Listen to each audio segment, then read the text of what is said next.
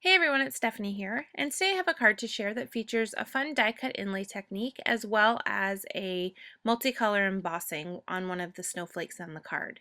So to start off, I'm just picking out some snowflakes that I want to use. I chose the largest snowflake die from the My Favorite Things Let It Snowflakes die set, as well as the Ryland snowflake die from Simon Says Stamp.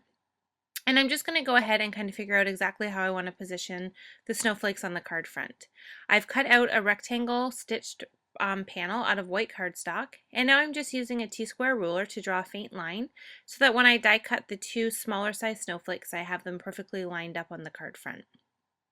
So now I'm just kind of twisting it around and figuring out exactly how I want the snowflake to lie. And then I'm just going to line it up with the little line that I drew there and add some painter's tape to hold it in place and then just run that through my die cut machine. And since we're only using the negative piece here, I don't need that white snowflake that we actually cut out. So I'll just pop that out of the die and set that aside for another project. And then I'm just going to go ahead and lay this die directly onto the card piece again and run it through my die cutting machine once more so that I have two snowflakes cut out side by side. And then once I have both of these completely cut out, I'm going to go ahead and remove that die from the card piece.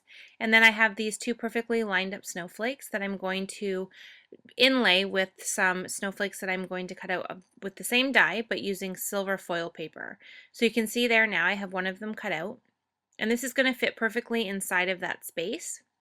And I've also kept the little white pieces that popped out of the snowflakes when I cut them out of the white paper. And I'm going to go ahead and add those back to the center area. So I just went ahead and cut that silver snowflake twice. And then I'm just taking a piece of typewriter paper and adding some adhesive onto the back. And then just trimming it down so that it's large enough to fit behind the snowflakes, but I don't need it this large to completely cover the panel. The intent of this piece here is to adhere it directly behind the two snowflakes so that when I flip it over, there is adhesive showing through so that the silver snowflakes have something that they can adhere to. So then I'll just flip that back over, and now I have both openings with adhesive in the center, and I can just go ahead and pop those two silver snowflakes directly inside.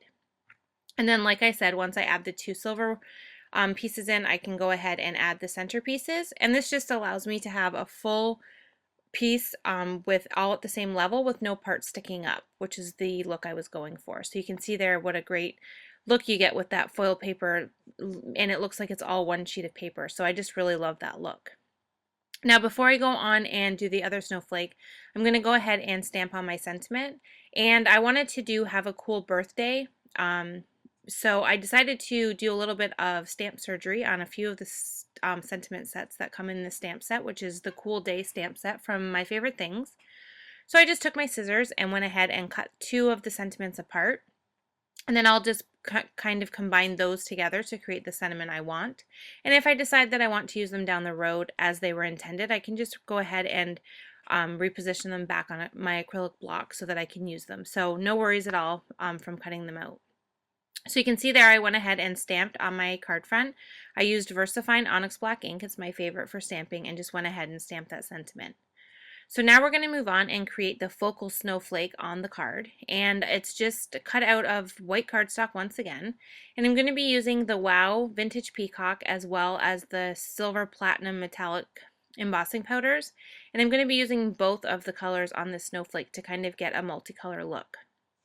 So to start off, I just went ahead and put my snowflake down on a piece of craft sheet and kind of just added some painter's tape on the outside edges just to cover it up so I don't get the Versamark ink completely on the entire snowflake piece. And then I'm just going to go ahead and remove that. You just want to be careful as you're taking it off so that you don't tear the snowflake. And then I'm just going to go ahead and add some embossing powder onto that center area.